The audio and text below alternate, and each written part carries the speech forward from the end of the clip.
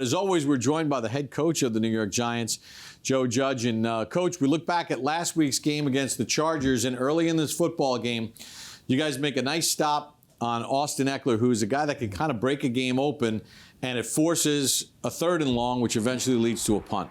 Yeah, absolutely. So the point of this play we're going to show right here is just obviously the fundamentals of what we're talking about in the run game. And again, every game's got to be stop the run first.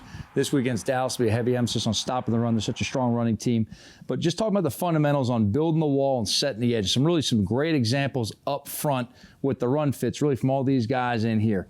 All right, and really just watching the side angle again. So always talking about resetting the line of scrimmage and making sure, who's winning those first 6 inches. Great shocks is right there on the 35-yard line. So it really gives you a vision and a view of the D-line coming off strike and using their hands, and then the backers fitting and filling and making sure that we eliminate anything after a run.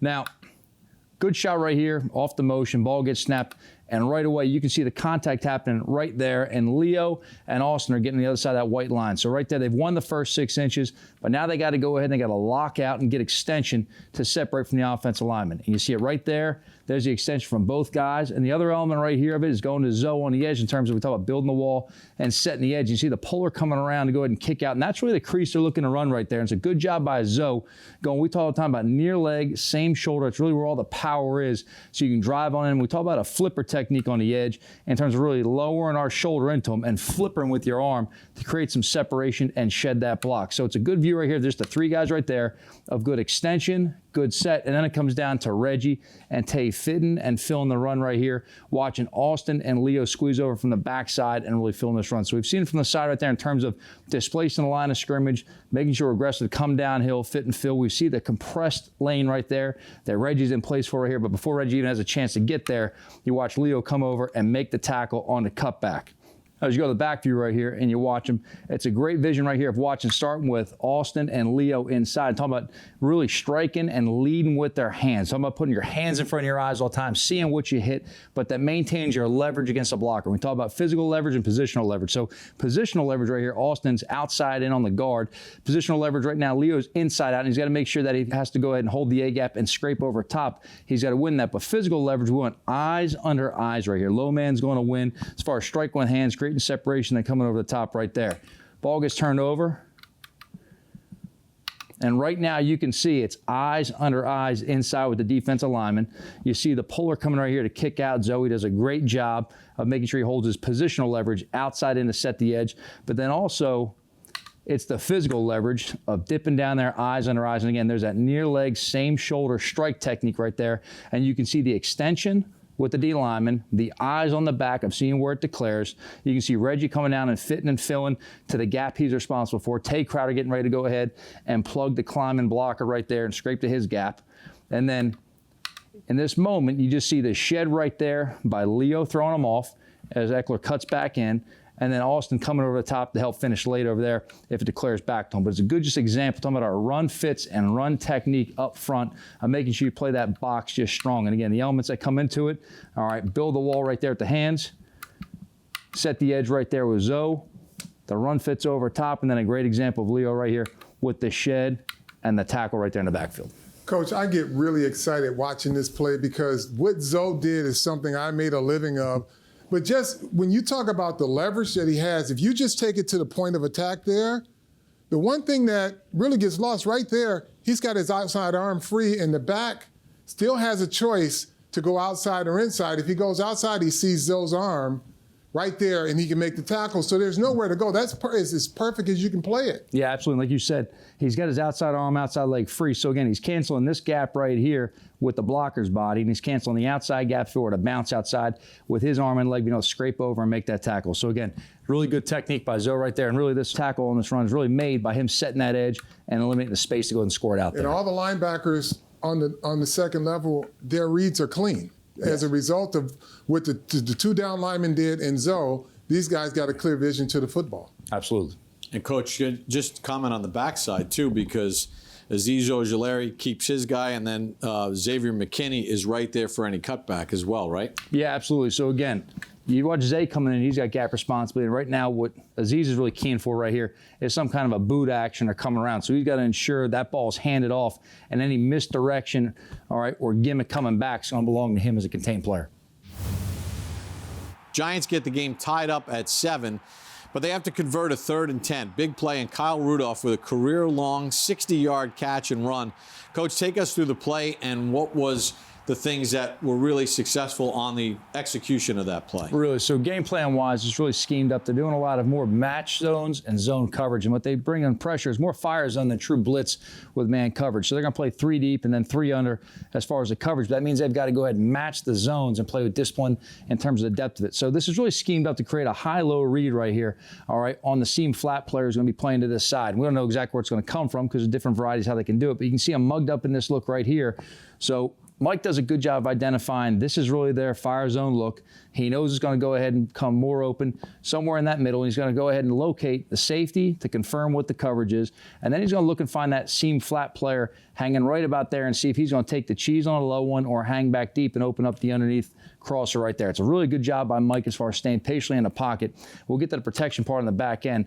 But you can see right here that as they're playing the thirds right here, okay, and they're playing really those kind of, we call them bag coverage guys because there's 2 of them right there to cover both the seam flats. As they come across right there, you can see them overreact to the low man right there, and then Kyle comes off behind right here.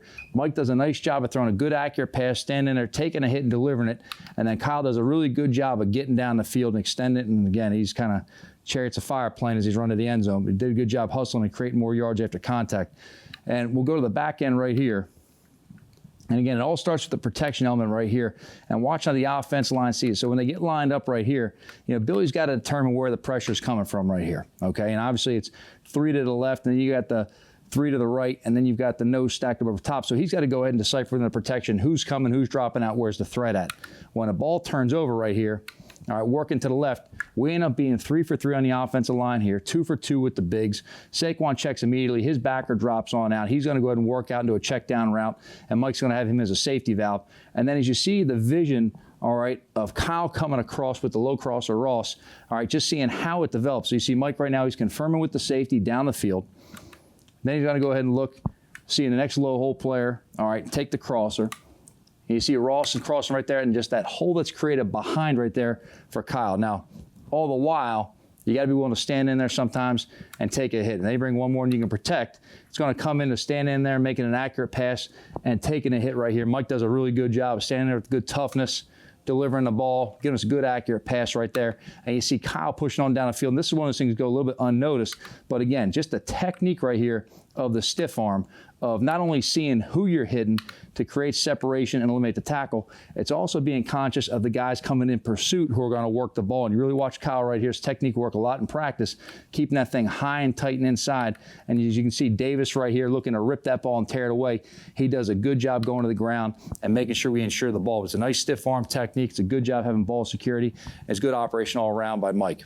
Yeah, and Coach, just if you talk a little bit about how the line, you had the 3-on-3, the 2-on-2, and the third guy is kind of the quarterback's responsibility. He knows he's probably going to take a shot here because everything else is blocked up, and something comes late. He knows he's got to get the ball out, but he may have to take a shot in doing so. That's it. We've got hot reads and built-in hots on different patterns. This is one right here. He knew, hey, look, if Saquon picks his man up right away, he could still be hot on an extra blitzer coming from the other way. This is a good shot right here of Saquon, you know, checking his backer and then getting out fast. And the object is I can beat him right here with the throw. And Mike recognized, hey, look, I can give the check down. I got a chance to push this thing down the field right here. The protection matches up, but it's a good job right there. You got to make a decision and say, I'm going to stand in here. I'm going to deliver it. I know I'm going to take a shot, but I got to get the ball in the receiver right there to get the play started. Coach, your team makes a couple special teams plays late in the game that have to be encouraging to watch them execute. First, we're going to start with Gary Brightwell getting a piece of a punt that sets up a shorter field for you. Yeah, so talk about special teams. Every play is truly situational, but when you get to the end of a game, especially a game like this where we're trying to make a comeback, every play is more and more amplified. And the situational plays in the kicking game are truly one-shot plays to make a big play. And we talk about punt return in this instance right here. So we end up getting the Chargers in a punting situation, and they're on our side of the 50 right there. So immediately you got to make the decision, do you want to play safe in this instance right here and go ahead and let them pop it down there and start offense on, say, the 10-yard line, or if you're lucky, a touchback to 20, or do you want to be aggressive and go after it? So this was an instance here we said, we're going aggressive. We're going to go ahead and get after him on this one right here. And we schemed it up, and it worked out pretty good. They took a delay, And then we made an adjustment after they took the delay because they gave them a chance already to see what the rush front was going to be and how we could change it up on them. So Tom Quinn, T-Mac did a really good job on the sideline in between this, making a quick adjustment and getting the team on the same page with it. So we're going to talk through right here.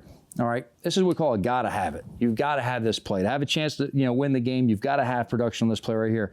We end up rolling both corners right here, and what that ends up doing is it brings their gunners into the protection. Now, these are guys that are not used to protecting. It eliminates them in coverage, but the other thing it does is it screws up and skews a lot of the count. If this is a team, and they're a team that doesn't recall their gunners a lot, they're not always on the same page in terms of the count. So in a base count, let's say these guys are out of the picture, it's just simple outside in 1, 2, the 3 for the guard, the 4's in here for the snapper or the PP, and then the same thing on the other side, 1, 2, and then 3 and the 4 right here as far as how they match up. Once you introduce that extra element, now you've got guys communicating who aren't used to communicating with the gunners and the interior protectors. All right, so we've skewed up their count a little bit. That's going to pay off big for us. And the other part of it is you're working inside really what we're calling a double loop scheme. We're talking about double loop. It's going to be 2 guys looping back to the same type of the protection. And what you're really looking to scheme up in that is a couple things. 1, the snapper. Can he redirect and protect? 2, the PP. Is he smart enough to take 2 or put everyone on the right protection to cancel out both loopers having a chance to come free? And next part is the guard. How do they protect with their guards? Will they lock or will they pass off in terms of the penetrator? So a key part of this rush, when I'm talking about the scheme part of it, I'm talking about Cam Brown right here in the A gap. Okay, now Cam's going to be the penetrator, and he's really picking the snapper here and then climbing. Now, when you teach the pick technique, it's got to be to the back hip of the snapper. And this isn't anything that's, top secret knowledge. If you're in the league, you should understand this already. But you want to get the back hip of the snapper. And the reason being is if you hit the back hip, he can't redirect to come back and make his block on you. And when you climb, the second level protector, the personal protector, has to pick between you and then whoever else is coming free. And you get a 2-on-1 matchup right there. Now, the object of the guards, if they're a lock team, is to try to protect that back hip from getting picked and keep you across the snapper's face. So we're going to talk about just this part in here first, the double loop aspect of it. All right, we're going to watch right here as the ball turns over. Their snapper is going to set more kind of vertical. All right, turn slightly away from Cam, and Cam does a really nice job of getting to his back right here. And because the back hip's not protected, he's going to be able to get that thing and then skinny going vertical. Now, on this side, they're locked up 1 and 2 going outside, all right, to the rush guys on the box. Now, the guard's got to come back off for his 3. So when he climbs back off late, all right, you've got Cam and JR up on the personal protector. Now, he ends up picking JR because he's in his face right there. As Cam gets vertical, he's going to have a shot to go ahead and run that block point and race on by it. But before he can get there, Gary's in position to make the block. So we'll talk about the outside part of it right now. What you see with the Chargers, you see with this guy brought in, Keon, they get a little bit of communication on this side. And they're not all tied in on the same side as who's blocking who. And you watch as they're kind of playing whisper down the lane right there. Something gets lost in translation. So is he blocking here? Is he blocking here? He ends up blocking out. They have more of a 3-on-2 look right here. And Gary Brightwell ends up coming free as the rusher right there. Ellerson's doing a good job right here, talking about corralling and controlling this guard before he can block out and get a piece of Gary. Gary goes ahead and he's racing 10 yards on that block point right there, and he gets a piece of it. And we want to go ahead and make sure the coaching point for Gary is good effort, good job getting a piece of it. Next time, I want to get the entire block for the block, scoop, and score right there. And the coaching point is, again, put your hands in front of your face, put your face on the ball, and if you're going to block it with your eyes, your hands are in front of it, you're going to get a good, cleaner block. The other thing is this. When the ball is contacted, it's actually contacted below knee level. So when you talk about the punter, blocks are made low, not high. If you reach up high, the ball actually goes underneath you, which is why Gary only got part of the block right here. So he races on by right here. You see his hands flash up late. We don't really want to flash them up. You want to flash them out and low and try and take it off his foot below knee level because that's where the ball's contact. But he gets a piece of right here, ends up being about a 7-yard net punt for them, which ends up saving us time to get the field position, put us in a better position to push it down the field. And the Giants would go on to score. Mike Glennon would run it in. Carl, you have a question? Coach, you said something, and it almost slipped by, but when you talked about how when Cam Brown climbs and Gary gets that block, he's in position to scoop and score. Yes. So it's actually like a 2-man operation there. Like the guy who's climbing is in position to either block or get the scoop and score, depending on which guy got to the punter first, right? Absolutely. And we tell him, hey, let's say Cam goes ahead and gets this block right here. One of these loopers are going to have vision on the punter, and they should see it to go ahead and react, as well as Gary out here rushing his gap, that he should be in position as well. Now, everybody's eyes, whether it's a hold up or a rush, our eyes never leave the punter until that ball comes off his foot. So as I'm holding up someone on the line of scrimmage, say Gary's just holding the tackle right here, I've got body position and leverage on. My hands are fit on, but I'm looking over his shoulder as a down man to make sure that ball's punted off his foot. So if they pull it late, try to run a fake, I've got him. Now, if there's a coverage responsibility, let's just say in this instance we had a stack player and he had the wing right here, wherever that wing goes, you got him. Man to man. It's a defensive play before anything else. Make sure they can't steal it on a fake and get a first down. That would lead to the Giants getting a touchdown. Mike Glennon would score to make it 37-21. So that leads us to the next play we're going to look at. I guess this weekend in the NFL, counting the Monday night game, we had 4 onside kicks recovered, and the Giants are one of the teams to do it. Coach, talk us through sort of the mechanics of what has to happen in order to recover an onside kick, because with the new rules, it's a lot harder to do. Well, it is, and it's more of a challenge for the hands team now because you can only have 9 in the setup zone, and the 10th man has to be behind that 40-yard line. So you can have 9 guys between the 45 and the minus 40. Your 10th and 11th guy have to be behind that 40. Now, you can see different formations. Some guys play a man deep, play short. They'll play a guy in each alley to kind of cover down and got to have a type of kicks. But everyone has different formations they're working. Generally speaking, you have alignment rules. And everyone does it a little bit different, but at the same time a little bit similar. But somebody out here is responsible for splitting number 1 and number 2 to make sure you have leverage on the formation. Someone in here is going to reference number 3. Generally speaking, these guys here are going to reference number 4, leverage, and then your centerpiece has to be able to reference the 5s to make sure you can play it right there. Now, they may slide it by formation or tendency or indicator from the kicker, all right? But generally speaking, that's the alignment. Now, from an onside kick perspective, not having the lead up that we used to have with the full run up to the line really goes ahead and makes it a challenge because the ball's traveling faster than the cover team and the guys recovering it, they're good athletes and they can play that thing top down and go ahead and recover it and pull the trigger.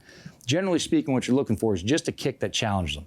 And there's different schemes and situations, and we got a lot of variety in our kicks as well. But sometimes the trickier kicks are just the ones that are straightforward and make them handle the kick at the right time. So Riley does a good job on this kick right here, and all we're looking for, we call it the high school hopper. We're really just looking for this ball at some point in here to take a high hop somewhere. We're just looking for it to skip and jump over someone. Now, on the perimeter, all right, we're going to run this thing right here, and Cam Brown's going to be the outside-in slicer. All right, Keon identifies, he knows that the ball is going to be going wide here. He's going to push a little bit out, and that challenges their blocking angles because right there, if the ball is going to get out to this recovering man right here, we've got 3 guys over their 2 blockers. Somebody should come free. So we're going to make him go ahead and execute, knowing he's going to get hit or challenged to the ground with this ball, and we've got a chance to recover it. Riley does a good job putting some mustard on this one right here. Takes a good hop for us right there. You can see Keon at direct angle. There's Eli working to it. Here's Cam Brown as the free player who's unblocked. He does a nice job right here off the muff, and then instead of going for the ball, he does a really good job of taking out the receiver before he can double back and get that ball. And because he does that, Keon comes on over, tracking it off the tip, makes a good play, and then also has the mindfulness to secure possession, get both feet in bounds. Looks on down, secures it, and recovers there. But to recover these kicks, it takes skill, it takes planning. It also takes a little bit of luck on the bounce, and then also on their operation, do they have a flaw in it? Yeah, but Coach, you create your own luck just by Cam Brown not overreacting to the football being in the air. He said, I got more guys, let me keep this guy from getting it, and he enabled the rest of the guys to get the football. Absolutely, and that's really our fundamentals in every phase. So if it's a muff punt, first man down, you want to take out the returner. Second man should be covering the chance to get the kick. Coach, we appreciate a couple minutes. Best of luck on Sunday against the Cowboys. All right, thanks, guys.